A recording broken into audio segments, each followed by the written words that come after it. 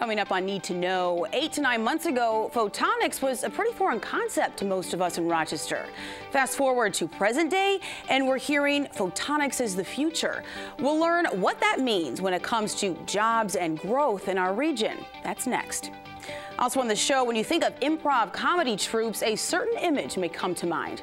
We'll meet a local group that's shattering stereotypes and teaching audiences how to find joy and humor in life's second act. It's all coming up right now on Need to Know.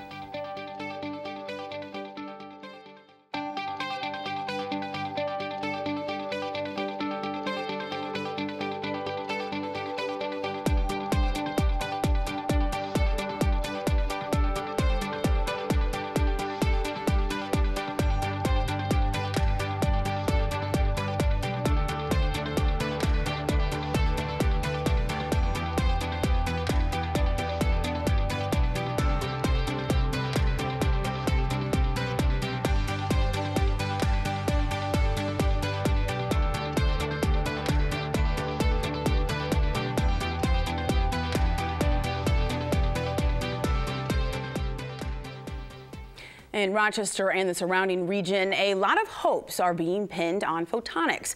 It was announced last year that Rochester would be home to an integrated photonics manufacturing hub. It's all part of a $600 million public-private partnership with federal, state, and private funding. But what is photonics, and what could its economic impact mean for our region and beyond? Innovation Trail reporter Sasha Ann Simons explored these questions in a special report. What is photonics? The particle of light is called a photon. That's why the technology is called photonics, which is a combination of the word photon and electronics.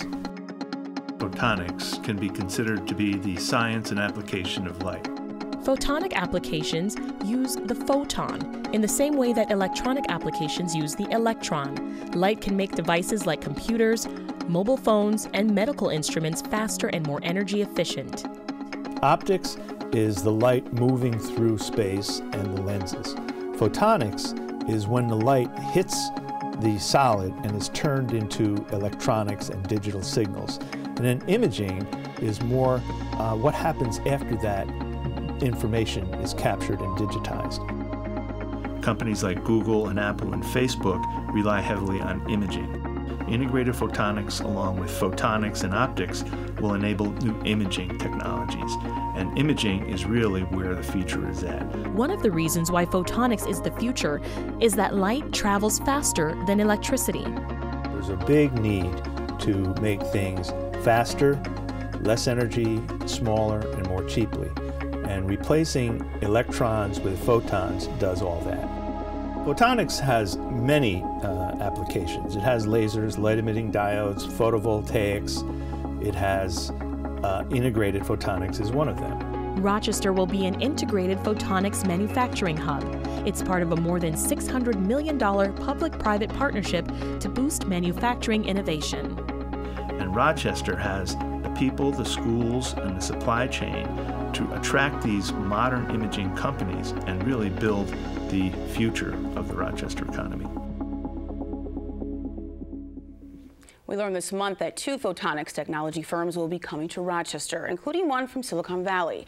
Governor Andrew Cuomo was in town to make the big announcement. Here's a brief look at what he had to say. Plus, local photonics expert Paul Ballantyne weighs in on the jobs impact. Avogy Photonica, between the 2 companies, a $1.6 billion investment, 1,400 new jobs coming to Rochester. At first, there'll be only a few, and there'll be high-level jobs. And when I say a few, I mean 100 or less than 100. And there'll be bachelor's, master's, PhD, a few technicians' jobs. Joining me to provide perspective on the jobs behind the numbers, a realistic time frame for growth, and the potential economic impact of photonics on Rochester, and much more, is Kent Gardner, Principal and Chief Economist with the Center for Governmental Research, Heidi Zimmermeyer, President of the Rochester Downtown Development Corporation, and Matt Hurlbut, Executive Vice President and Chief Operating Officer for Greater Rochester Enterprise. Welcome to all of you. Thanks for being here. Good morning. So no doubt this is very exciting news. There's a reason why everyone is abuzz about this. Just seeing how Rochester is being tapped and utilized, you know, with today's emerging technologies. And we know it's a big deal, but there's also confusion. And for everyday people like myself, when we hear the governor say 1,400 jobs, $1.6 billion investment, what does that mean? So I just want to start off by kind of getting the sense as to what kinds of jobs can come from these two photonics companies coming to Rochester. Well, I think that it starts with engineering. Some are going to be PhD level researchers, so they'll be taking advantage of the technical expertise from SUNY Polytechnic Institute, University of Rochester, RIT. So those will be starting in clean rooms and doing some of the technology research, engineering, and then most of those jobs will be at the technician level, which is why you see the important connection and the talk about MCC building out its workforce development strategy, as it has with optics, and it's a traditionally strong optics program. So that's how we start off. At what point, I know this is something that we did not see in the video, but with Paul Ballantyne, he said later on we will see that there will be opportunities for middle skills jobs, such as factory positions. But is there a sense as to whether Rochester residents of all demographic backgrounds, educational backgrounds, will find a niche, a job, a home when it comes to photonics, or are we talking predominantly high-level jobs? The important point here is to recognize that there's a lot of uncertainty. You know, we are investing in a technology here, and having a foothold in this technology is important for our nation. It's important for the state. It's important for Rochester, and it is going to take advantage of a lot of the strengths that we have in this community already. But you know, if you think about electronics and the tremendous variety of the kinds of firms that make use of what we think of as electronics, I mean, there are very labor-intensive and kind of low to medium skilled jobs in those electronics firms. There are very high-end firms that are doing electronics, and photonics is really no different. So the kinds of products and services that will be spun out of an emphasis on photonics is really unknown. So it's difficult to speculate. Yes, there may be some companies that come out that would have a lot of workers involved and a lot of workers with low, medium skilled needs. Or there'll be a lot, there will also be some firms that are probably more research focused that will be using those PhD researchers. And that's great too, because those PhD researchers presumably are going to be earning higher salaries. They'll use those higher salaries to go out and buy goods and services in the community. Those goods and services in the community will be provided by people perhaps without those high-end skills. But there's a lot of uncertainty right now. And the interesting part about AIM Photonics is that it is based on technology and research that is very cutting edge. So as the advances happen, it may bring new opportunities for products and services around the market that they're seeking, and that can be defense, technology, as some of the companies that were noted in the video, as well as other uses that they haven't imagined yet. So that's where it is challenging to say, in 5 years, who's going to be here growing and building what. It's going to depend a lot on where the technology advancements happen. The other piece of the hype I think we have to be a little bit careful of is that it's not as though in 20 years' time 50% of the Rochester workforce is going to be working in photonics. This is going to be a niche industry. It's going to be, even 20 years' time, even if it succeeds tremendously, it's still going to be a relatively small employer. One of the things that we have to remember is that most of the jobs in the economy of 20 years hence are going to be in the same industries that they're in today. That the core economy isn't going to change all that radically. We're trying to make sure that we keep a toehold in some of those new areas, but it's not as though photonics jobs are going to take over Rochester's economy. I think one of the interesting things that we're wrestling with as a community now is that with the decline in terms of its impact on the local economy of our big three companies, and the fact that that's also generated a very talented and highly educated portion of our workforce, is that we need to be far more diverse than we were then. And I think that's probably, those are the greatest strides we're making as a region, is to guarantee that we're not going to be dependent. And based on what Ken is saying, that's a wise move.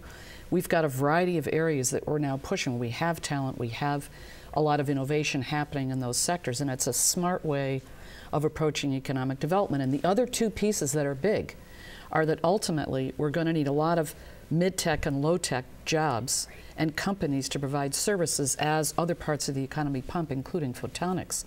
And we've now have got to change from being a region that's been in decline for decades to think differently about everything as we move forward. So we're pushing very hard to create workforce development programming that's anticipatory and that creates pathways into that. And also, I have to tell you, a lot of us are concerned that if in fact we do succeed, not only in photonics but in other areas, to create, let's just say, 5,000 to 10,000 new jobs in various sectors, who's going to fill them? We've got to still be a place where people want to live, where we attract the workforce, we keep people, we train people properly, and then you have the whole part of our demographic where people haven't had the kinds of pathways to prosperity, and that's the phrase we're using, to get into the new economy. And we need to be thinking about that now and try to create a robust system to support that as well, and that's workforce development and entrepreneurship. How difficult will some of these jobs be to fill? Well, it kind of goes back to the earlier question, what will the jobs be?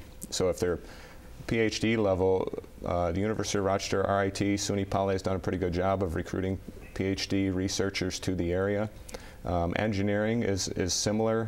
We've worked on a lot of business attraction projects where we show a very robust engineering pipeline. We happen to be in a great spot because we are also an hour away from Buffalo and Syracuse, so we often have graduates from those communities and those colleges who come here and work for our technology firms.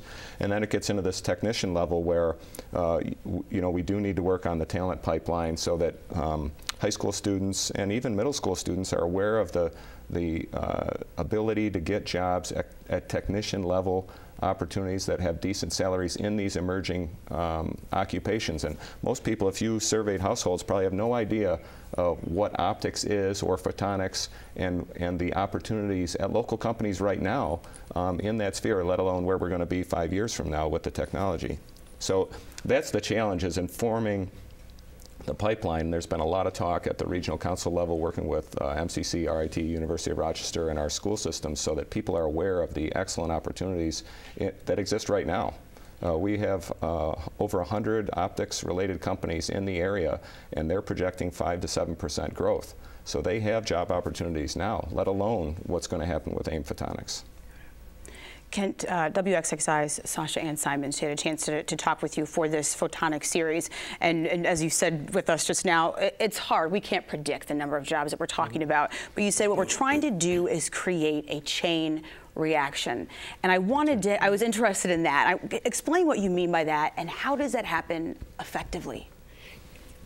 I think sometimes we tend to think kind of naively that economic development is this easy thing, that there's this formula, you put money in at the front of the machine, and then out the other end of the machine comes all these jobs, right? But all you can really do with certainty is to employ people. So if you're at the public sector and you want to guarantee you're going to employ people, that's why people say, well, let's build something.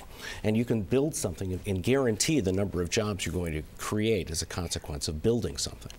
But what we really want to do in this case is we want to create, the current buzzword is an ecosystem, right? You want to create this network of firms that are all connected and are related to the same talent pool and benefit from being around one another, so that new ideas will be spun off of those firms. And so we'll have, maybe starts with a group of 5 firms, and those 5 firms maybe spin off, and maybe there are 7 or 8 firms that come away from the 5, and then some new ideas are created from there, and then they, grow some more firms. So that's the kind of the chain reaction idea. If we're really successful here, we'll start that chain reaction, and we'll have this beneficial cycle that will create more and more jobs. But it's not easy to do. We're part of a global and a national and a state economy. Everyone else would like to be the host for those jobs too. We're fortunate, in fact, we've got the headquarters of AI and Photonics, and we would hope that because we're the headquarters and because there's going to be a lot happening here, that when that additional job creation happens, when that chain reaction occurs, if it does, that a lot of the jobs will actually be located here, but there's no guarantee. So we need to create a place that, as Heidi suggests, is a great place to live, a great place to raise families, so that when people say, I'm going to add to my add to my company. I'm going to hire some more engineers. I'm going to, create a sales office. They're going to want to do it here rather than doing it someplace else.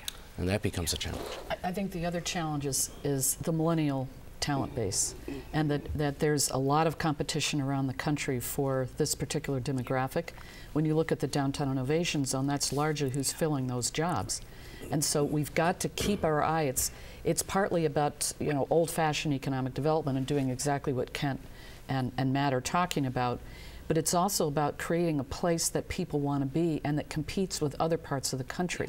So there's a whole, and then the other piece, part of what got us the $500 million, which is through a different source in the photonics, is that we also have an anti-poverty side to this. And frankly, we're going to need all hands on deck, because it's not just about the tech, photonics, and other tech jobs, but one of the chief economists at M&T Bank says that each one of those jobs will spin out, roughly 4.5 low-tech jobs. So we have to make sure that the whole pipeline is seeded and enriched, and the ecosystem is set up in a way that creates opportunities, that does the kind of workforce training that Matt's talking about, that it's aimed in the right direction. We've got to think very 360 degrees, more about growth now. And it takes a new way of thinking in order to really do that well, and we're kind of at the front end of that process. Well, and the other interesting point, especially on economic development, the bringing companies here, and certainly is our focus at Greater Rochester Enterprise, is great, and we love to win those opportunities. But the important piece is when we talk about the 100 companies that are already here in this industry and in this space that have technology that touch a lot of different sectors: food and beverage, sensing, imaging, and others. It's how do we help them stay here and grow? And some of that is supplying the workforce, but it's also creating an environment like Heidi's talking about where you want to stay here and grow, and as well as other policies that help them stay here and grow when other states are here trying to recruit them away from us. So it's very, very important to pay attention to who's already here and making sure that they have access to the same tools and connections that we're offering to those we're trying to bring here. Yeah, Matt makes a really important point. It's an old rule in sales, that it's a whole lot easier to keep a customer than it is to get a new one. Great. Well, thank you to my guests for your insight today. I appreciate it. This is certainly a topic that we will continue exploring here on WXXI. You can check out the special Innovation Trail Photonics series by WXXI reporter and producer Sasha Ann Simons. It's online at innovationtrail.org. Actress Jennifer Jones once said, "If you could choose one characteristic that would get you through life, choose a sense of humor." That's a fitting quote considering the work of our next guests. They've taken the highs and lows of their life experiences, the joys of parenthood and grandparenthood, and the adventure of world travel, and combine that with the pains of divorce, depression, and loss of loved ones. And from all these experiences, they've created the perfect recipe for comedy. They're called Left for Dead. They're an 8-member local improv comedy troupe comprised of baby boomers. Joining me from Left for Dead to talk about the formula for making humor and breaking stereotypes is Dan Mulcahy, Patricia Farneth, and Roger Sutphin. Welcome to the program. Thanks. Thank you. So I'm curious to know off the bat, how difficult was it to find a group of like-minded individuals with a passion for comedy, for improv, over the age of 50 to be a part of this group and to travel throughout Rochester and the country to perform? Roger. We coincidentally were taking improv classes at just about the same time, and we probably all had the same teacher, John Thompson, and he approached me and said that there's a few older people that are in improv. Wouldn't it be cool if you could start a group that was over 50? And so I thought about it, and obviously I know a lot of people over 50, whether they're in improv or not. And we started asking around, and we found the right 8 people that can mesh together and contribute and bring things to the stage. Well, we've got a little clip to show our viewers. I had a chance to check out one of your rehearsals. This was in preparation for a big performance coming up this weekend, so let's take a look. Son, I just, yeah, thanks. Yeah. Okay, Dad. Thanks, you son. Dad, this is getting old. Okay, so am I. That's okay. Okay. Maybe it's time we talked a little bit. Just about. I had another one of those talks. Yeah, I don't think I'll sit down. You go ahead, though. Like this chair, for example. You think you want this chair? It's a nice chair. It is a chair. I gotta leave it to somebody, and I wanted to see if you wanted it. It just reminds me of Mom. What about the ottoman? You want the ottoman? It just reminds me of, you know, Thank you. Good support. Uncle Fran. Put your feet up. You might like it. Uncle Fran. So while comedy is highly entertaining, it's also extremely and can be extremely vulnerable and personal, and that's for the comedian, for the performer. So I want to know, how do you decide the content that you want to use for your forms, for your performances, Patricia? You mean personally, or as a group too? What do you bring to it personally, but then as a group, how do you decide? I think we all know each other well enough now over a couple of years. We have kind of a group mind. And as far as content, it's really what's ever in any of our lives. So if, you know, somebody has some event going on, or if there's, I don't know, some interest that you have, that comes to the stage. And I don't think we've had too many times where we've decided, oh, we didn't want to go into that area. We pretty much do everything. Life, death, babies, romance, illness. I don't know what else. Anything. Nothing's inappropriate. I was just going to ask, is anything off the table? Pretty much not. No. Okay. I'd say no. We do everything. We know that in some groups, you know, they don't want to have any foul language. So sometimes when we perform, that just doesn't happen. And for the most part, we don't have a problem with that. But when we're in front of a college group, they don't mind, and so we can be a little more free sometimes.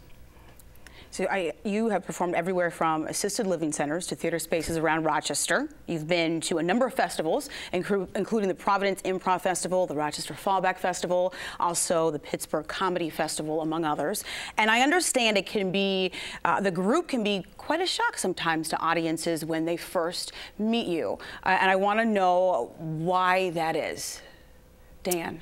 Well, I think they don't expect the elderly to be performing improv, you know, and I think that's an initial, just like you judge anybody sometimes by your first impression, that's it. It's the first impression is, and we've heard it said, I think over at RIT, which is a, you know, college, obviously, and people come out and said, oh, these people are so old, but once we got into the show, it really was a funny show, and it was a lot of fun for everybody. So, and I think by the end of the show, they had seen the, you know, the benefit of our approach to life, you know, our approach to comedy. Not to pat ourselves on the back, but that particular show, we ended with a standing ovation because they were so shocked that these old people had the energy that we had, and some of the things that we brought up, they couldn't believe that we even thought of those things. So it was a wonderful, wonderful experience. And doing my research and preparing for this conversation, what you have, this troupe, you're few and far between. You just don't exist in mass numbers. I'm not just talking about in Rochester, I'm talking about across the country. Why do you think that is? Improv is an interesting art form, but you kind of have to be educated a little bit to watch it. It takes some practice to know how the scene is going to work or what is happening on stage, and I think people aren't that familiar with it, at least a wide range of people. There is going to be a new documentary coming out about Del Close, and that will maybe spread the word a little bit more. So what does it take, not just to do improv, but to do it well? Because after watching you and watching the rehearsal, there's a level of spontaneity. I mean, you have to be a quick thinker and on your feet. So how do you do it? And also I'm thinking, when you have these live performances like this coming weekend at RIT, are you prepared in advance, or are you just rolling with it? Well, it's a process to improv. You know, the clip you showed, there's a game. We try to find the game, in other words, the relationship between the other person on stage with you.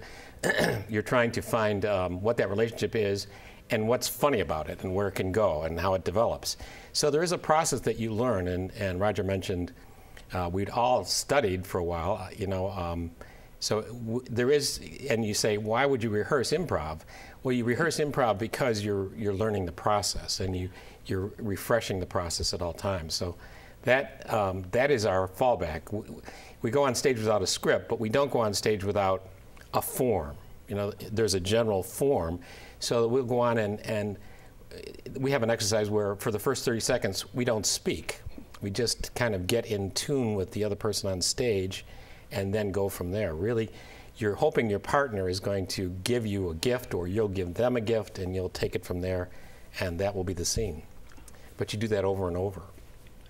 What's most enjoyable about this for you? I think it's the friendships we created, not only during rehearsals or during performances, but we travel together now. You know, we go out to eat. We know each other's families. So it's really become quite a tight-knit group. And this weekend, RITs and Improvimonium. Can you give us just a little taste of what we can expect from Left 4 Dead during your performance on Saturday? We have no idea. No gift for me, huh? No. We're hoping it will be really good, whatever it is. Yeah. Yeah, we hope it'll be really good. And there's this joke going around that I always wear plaid, if you noticed. And I hope that I won't be at the performance because I'm in New York City this weekend. But I hope that one of my teammates will wear plaid in my honor. Very nice. Well, a special thank you to my guests for joining me. And you can all check out the members from Left 4 Dead. That's this weekend. They're performing at RIT's Improvimonium on Saturday, April 2nd. That's at the Engel Auditorium. The event is free. It runs from 6 to 11 p.m. Left 4 Dead will be on stage at 10 o'clock on Saturday night, so be sure to check them out. And you can learn more on our website at wxxinews.org. Just click on the Need to Know link. And that's it for this edition of Need to Know. I'm Helene Bianduti Hofer. Thank you for tuning in tonight, and a special thank you for those who join us throughout the weekend here on WXXI television and online. I'll see you next week. Have a good night.